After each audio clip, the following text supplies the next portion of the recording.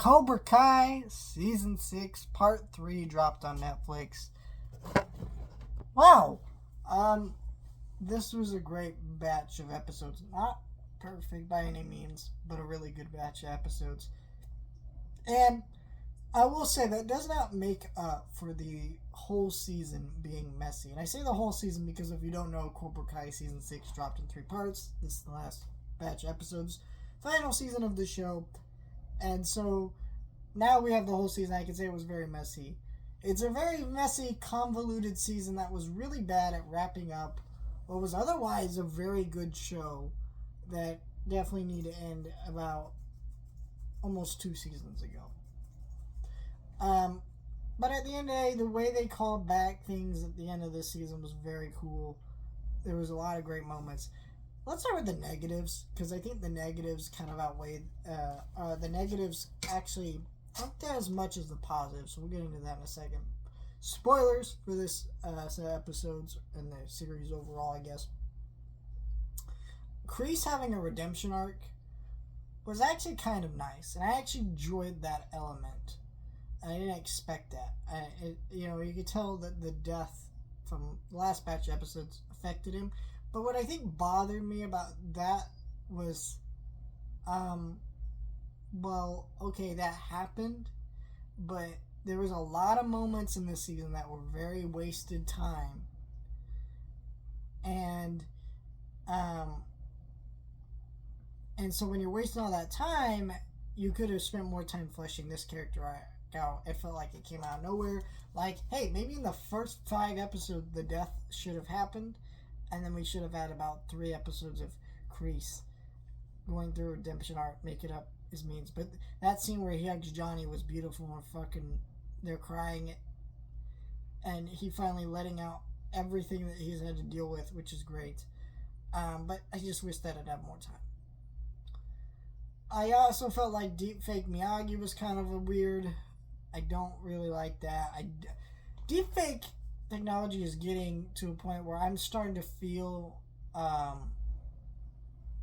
it's good. Sometimes I didn't even notice. Like somebody told me in Alien Romulus that was deepfake. I didn't realize it was until someone told me that. I thought it was actually the original actor. Did not realize he died. Just because I don't know. Wasn't thinking like that. But yeah, I was like, okay, well, but here it just did not look good. But a lot of this stuff. The rest of the show is really good with that stuff, with how they've handled Miyagi. But I think this season has just been the worst. It feels like by the point this season starts, it's like Daniel's obsessed, and I don't know. But yeah, I think that's pretty much it with that. With the negatives, like I said, there's mostly positives. I really like what this last batch of episodes did. As they dropped all the kids' plot lines.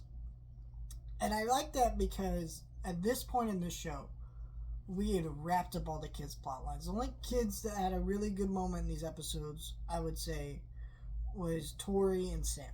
But it's also kind of repetitive of other stuff they've done before, so it was impactful, but it didn't impact me that much. Where the rest of the season is mostly focused on the adults. Like the final fight, for example, is the senseis battling it out. Great stuff, right? Because the adults are kind of the glue to the show. Yeah, the kids are likable and that helps, but really, the adult plot lines have been the strongest, have the most emotional weight. The kids are kind of the more fun comedy stuff that has emotions to it, especially when you get into things like Miguel and not Daniel. What's his name?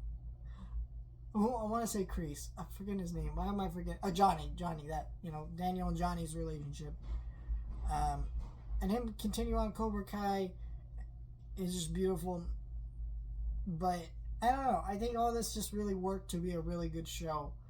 That ended on a good high note while being a messy, bumpy ride to get there. I will say, though, if there is one thing that's disappointing with this show overall, not disappointed, I am surprised, I guess, that they didn't try to set up the new Karate Kid movie with this season. I mean, this is Sony Television, the show, and that's a Sony movie.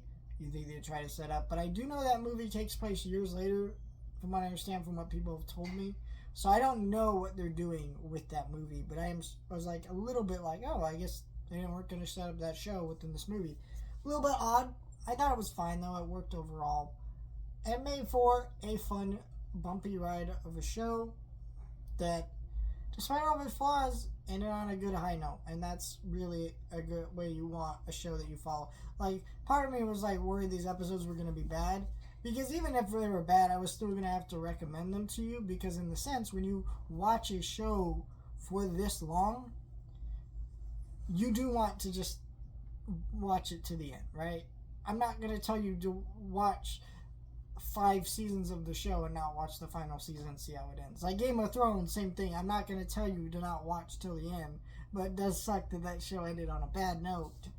Not even really a bad note. I think Game of Thrones season 8 is wildly overrated. It's not great. It's pretty flawed, but I mean, there's definitely worse seasons of television out there. So I don't know, but it is kind of a good sign that the show ended well.